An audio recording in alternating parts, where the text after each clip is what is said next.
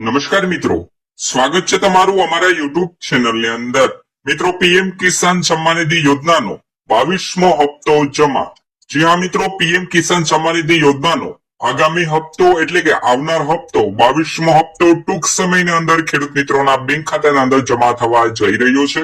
જેમાં મિત્રો ગુજરાત સરકાર દ્વારા એક આંકડો બહાર પાડવામાં આવ્યો છે। તેમાં ઉલ્લેખ કરવામાં આવ્યો છે કે ગુજરાતના 12% ખેડૂતોને નહીં મળે 22મો હપ્તો। શું કામે નહીં મળે આ 12% ખેડૂતોને 22મો હપ્તો, એમની વિગતવાર માહિતી વિડીયોમાં આપણે આગળ જોશું।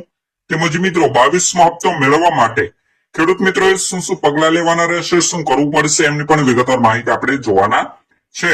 કારણ કે મિત્રો જે 22મો હપ્તો છે જે ફેબ્રુઆરી મહિનાના એન્ડિંગ સુધીમાં ખેડૂતોના બેંક ખાતાના અંદર જમા થઈ શકે છે। હાલ મિત્રો આમની ઓફિશિયલ વેબસાઇટ ઉપર કઈ ઉલ્લેખ કરવામાં આવ્યો નથી, પરંતુ મિત્રો જે ટૂંક સમયની અંદર જ પીએમ કિસાન સન્માન નિધિ યોજનાનો આગામી હપ્તો એટલે કે 22મો હપ્તો રિલીઝ કરવામાં આવશે। આમની સંપૂર્ણ વિગતવાર માહિતી વિડીયોમાં આપણે આગળ જોશું અને જાણીશું। તો મિત્રો ગુજરાતના તમામ ખેડૂત ભાઈઓ વિડીયોના ખાસ છેલ્લે સુધી બન્યા રહેજો। અને મિત્રો PM Kisan portal registration digital India mission અંતર્ગત કૃષિ ક્ષેત્રે ગુજરાતે રાષ્ટ્રીય સ્તરે મોટી પ્રસિદ્ધિ હાસિલ કરી છે। રાજ્ય સરકારના સતત પ્રયાસોને કારણે ફાર્મર રજીસ્ટ્રેશન મામલે ગુજરાત સમગ્ર દેશમાં અગ્રણી રાજ્યોમાં સ્થાન આપ્યું છે, જે મિત્રો વહીવટી કાર્યક્ષમતા દર્શાવે છે। રાજ્યના પ્રવક્તા મંત્રી શ્રી જીતુભાઈ વાઘાણીએ આ અંગે સત્તાવાર માહિતી આપતા જણાવ્યું હતું કે ભારત સરકારના મહત્વાકાંક્ષી ડિજિટલ એગ્રીસ્ટેક પ્રોજેક્ટ હેઠળ રાજ્યમાં કામગીરી યુદ્ધના ધોરણે ચાલી રહી છે। આ મહેનતના પરિણામે પીએમ કિસાન પોર્ટલ પર ખેડૂતોના રજીસ્ટ્રેશનની કામગીરીમાં ગુજરાત ઉત્કૃષ્ટ દેખાવ કરી દેશમાં ચોથો ક્રમ મેળવ્યો છે।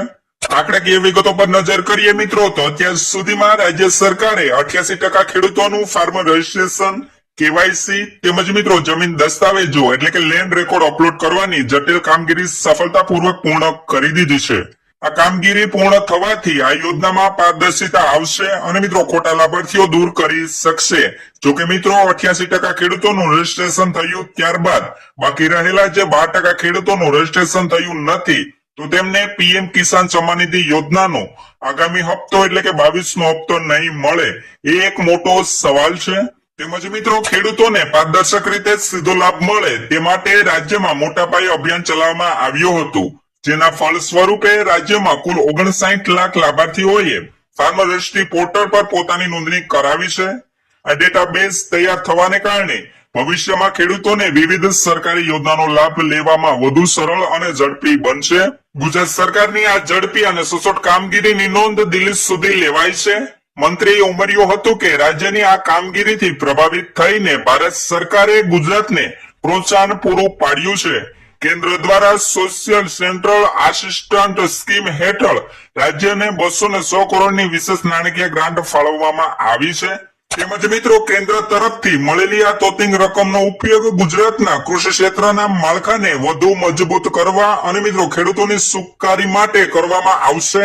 આમ ટેકનોલોજીના ઉપયોગ દ્વારા મિત્રો ગુજરાતે કૃષિ ક્ષેત્રને ડિજિટલ ક્રાંતિની દિશામાં એક મહત્વનું સીમાચિહ્ન સર કર્યું છે। તો મિત્રો બસ આ જ હતી સંપૂર્ણ માહિતી પીએમ કિસાન સન્માન નિધિ યોજનાના આગામી હપ્તા એટલે કે 22મા હપ્તાને લઈને। મિત્રો જે મેં આપને આગળ જણાવ્યું એ મુજબ જ ગુજરાતના જે ફાર્મર રજિસ્ટ્રી બાકી છે તેવા 12% ખેડૂતોને નહીં મળે આ 22મો હપ્તો। બાકીના જે ફાર્મર રજિસ્ટ્રી, લેન્ડ સીડિંગ, આધાર સીડિંગ, ઈ-કેવાયસી પ્રોસેસ કમ્પલસરી કમ્પ્લીટલી હશે તેવા ખેડૂત મિત્રોને તો ચોક્કસપણે આ 22મો હપ્તો લગભગ ફેબ્રુઆરીના એન્ડિંગ સુધીમાં જમા થઈ જશે।